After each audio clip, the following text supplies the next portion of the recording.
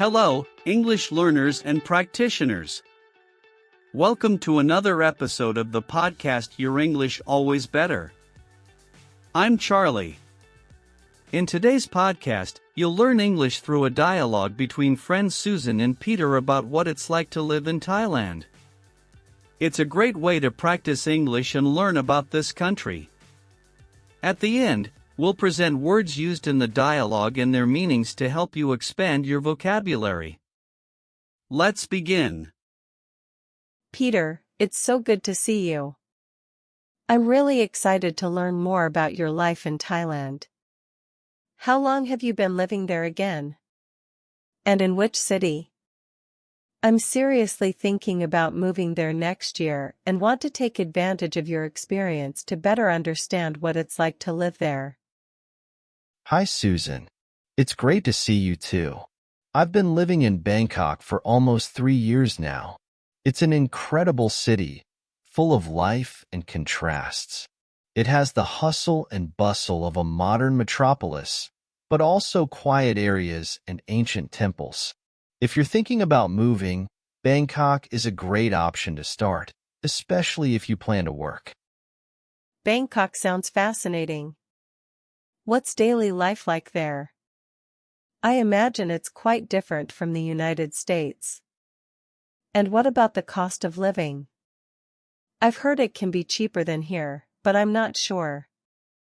Can you give me an idea of how much you spend on rent, food, and transportation? Daily life in Bangkok is busy but exciting. The cost of living is really lower than in the US. A one-bedroom apartment in a good area costs about 15,000 baht, or $450 per month. Local food is very cheap, about 50 to 100 baht, around $3 per meal. Public transportation is efficient and affordable. Overall, you can live comfortably on $1,500 a month. Wow, that's much more affordable than I thought. What about other cities? I know Thailand has incredible beaches. Are there good options for living outside of Bangkok? I'm thinking about maybe spending some time in a smaller city or beach town after I get settled. Yes, there are great options outside of Bangkok. Chiang Mai, in the north, is popular among expats, with a more relaxed lifestyle and even lower cost of living. For beaches, Phuket and Koh Samui are amazing, but a bit more expensive. There are also smaller cities like Hua Hin or Krabi, which offer a good balance between beach and infrastructure. Each place has its own personality. That sounds wonderful. I'm curious about work. As you know, I work in digital marketing. Are there opportunities in this field in Thailand? Or would it be better for me to work remotely for international clients? I'm a bit worried about how I'm going to support myself there. The digital marketing market is growing in Thailand, especially in Bangkok. There are international companies and local startups always looking for qualified professionals. That said, working remotely for international clients can be a great option. Many expats do this, taking advantage of the low cost of living. The internet is generally good, especially in big cities. What a relief to know that. What about the visa? I've heard it can be complicated to stay for long periods. How do you manage? Is there any special type of visa for those who want to work remotely, or are contracts with local companies necessary? Visas can be a bit complicated. Yes, I have a work visa through the company I work for. For remote work, many people use a tourist visa and do visa runs every 2 to 3 months. There's also the new Smart Visa for qualified professionals, which could be an option. It's important to research well and maybe consult a local lawyer to understand the best options.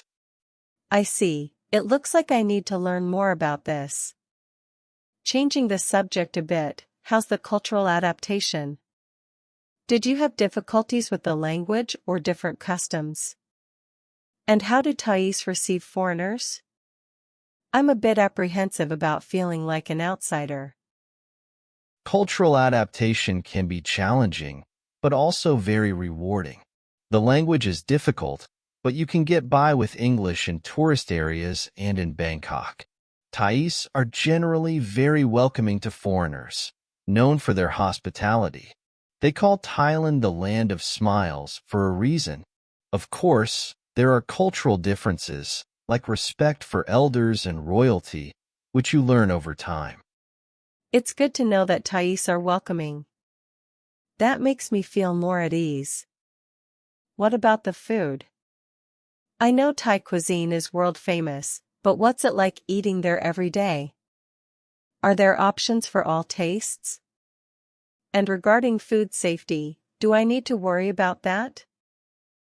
Thai food is amazing and very varied. You find everything from super cheap street food to sophisticated restaurants. There are also many international food options. As for food safety, use common sense. Busy places are usually safe. Over time, you develop an iron stomach. But there are also supermarkets with imported products if you miss something from home. It sounds delicious. I can't wait to try everything. Now, speaking of safety in general, is there anything I should be concerned about? I've heard stories about scams against tourists and got a bit apprehensive. How's the day-to-day safety, especially for a woman alone? Thailand is generally safe, but as anywhere, you need to be careful. In tourist areas, be aware of common scams, like taxi drivers who don't use the meter or people offering very cheap tours. As a woman, use common sense, especially at night. Bangkok and other big cities are quite safe, but always be aware of your surroundings. Violent crime against foreigners is rare. Thanks for the safety tips. It's good to know that, overall, it's a safe place. What about the weather?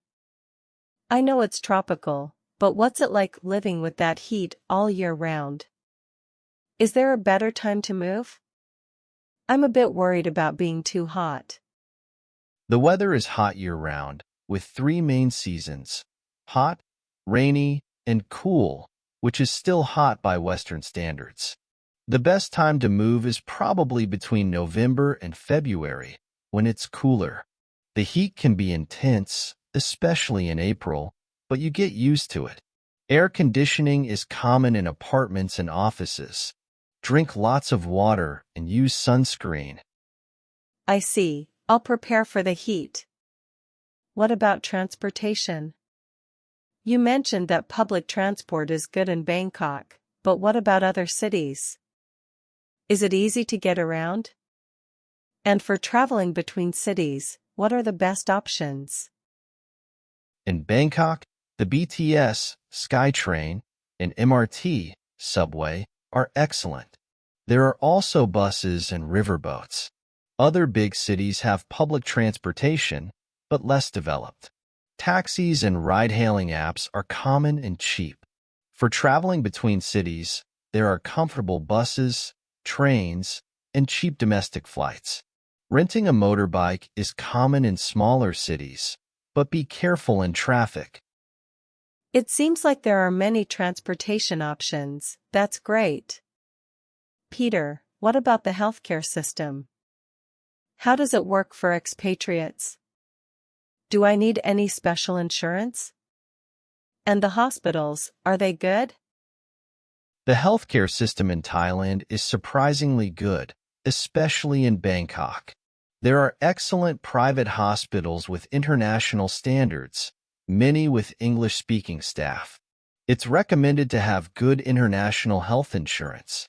Some expats opt for local insurance as well. Medical costs are generally lower than in the US, but can add up for serious treatments. It's good to know about the quality of the healthcare system. I'll research international insurance. Now, tell me a bit about social life. Is it easy to make friends? Is there an active expat community? How do you deal with homesickness and missing family? Social life can be quite active, especially in Bangkok and other tourist areas. There's a large expat community with Facebook groups and regular events. It's easy to meet people from all over the world. Making friends with Thais might take longer due to the language barrier, but it's worth it. As for homesickness, technology helps a lot. I make video calls regularly with family. That makes me feel more at ease. It's good to know there's an active expat community. Peter, you mentioned temples before. Is Buddhist culture very present in daily life? How does this affect everyday life? And are there any specific customs or etiquette that I should know to avoid making faux pas? Buddhism is an integral part of Thai life. You'll see monks on the streets and temples everywhere. This brings an atmosphere of calm and respect. As for etiquette, some important things. Never touch someone's head, don't point with your feet, take off your shoes before entering houses and temples. Respect images of Buddha and the royal family. Smile a lot and be patient. Thais value harmony and avoid confrontations. Fascinating. I'll have to get used to these etiquette rules. What about learning the language? Do you think it's essential to learn Thai? Is it very difficult? Are there good schools or methods you'd recommend to start learning? Learning Thai isn't essential, but it helps a lot and locals appreciate the effort. It's a difficult language, especially because of the tones, but it's worth trying. Start with basic phrases and numbers. There are several language schools in Bangkok, like Union Language School. Apps like Duolingo and ThaiPod 101 are good to start. Practicing with locals is the best way to learn, and many will be happy to help you. Thanks for the learning tips. I'll start studying a bit before I go. Peter, you mentioned you've been living in Bangkok for 3 years. Have you ever thought about moving to another Thai city? Or do you think Bangkok is really the best place for expatriates? I've thought about moving, yes. Chiang Mai attracts me for its more relaxed lifestyle and nature. Phuket is also tempting for the beaches. But Bangkok still offers the best professional opportunities and incredible infrastructure. For expats, especially in the beginning, I think it's the best option. You have access to everything you need, and it's easy to travel to explore the rest of the country on weekends. That makes sense. I think I'll follow your advice and start with Bangkok. One last question. Is there anything you wish you had known before moving to Thailand? Any advice you'd give to someone about to take this step? Great question. I'd say come with an open mind and be patient. Things work differently here, and that can be frustrating sometimes. Learn to relax and not take everything so seriously. Also, don't underestimate culture shock. It takes time to fully adapt. And finally, enjoy every moment. Thailand is an incredible place, full of unique experiences. I'm sure you'll love living here. Peter, thank you so much for sharing all this information and experiences. You've really helped me get a clearer picture of what living in Thailand will be like. I'm even more excited now and can't wait to start this new adventure. I'll start planning everything in more detail. Thank you again. It's a pleasure to help, Susan. I'm very happy to have shared my experiences with you. Thailand is a special place, and I'm sure you'll have incredible experiences here. If you need any more information or help when you arrive, you can count on me. Good luck with your preparations and welcome in advance to Thailand. Wow, that made me want to go to Thailand. How about you? Comment below what caught your attention the most about this country. This way, you can already practice your English. Now, let's highlight 4 words used in the dialogue to expand your vocabulary. First word, expats, meaning people who live outside their country of origin, usually for work or study reasons. Sentence in the dialogue where the word appears. Chiang Mai, in the north, is popular among expats, with a more relaxed lifestyle and even lower cost of living. Second word, welcoming, meaning people who receive others well, who are hospitable and friendly. Sentence in the dialogue, Thais are generally very welcoming to foreigners, known for their hospitality. Third word, meter, meaning a device in taxis that automatically calculates the fare based on the distance traveled and time spent. Sentence in the dialogue, in tourist areas, be aware of common scams, like taxi drivers who don't use the meter or people offering very cheap tours. That's it, dear English learners. If this content was useful to you, take the opportunity to like the video and subscribe to the channel. Go ahead and write in the comments about what kind of topics you want us to make videos about to help you learn English. Wait until the end of the video to see suggestions for other podcasts that will help you improve your English level. Thank you for being here. See you in the next videos.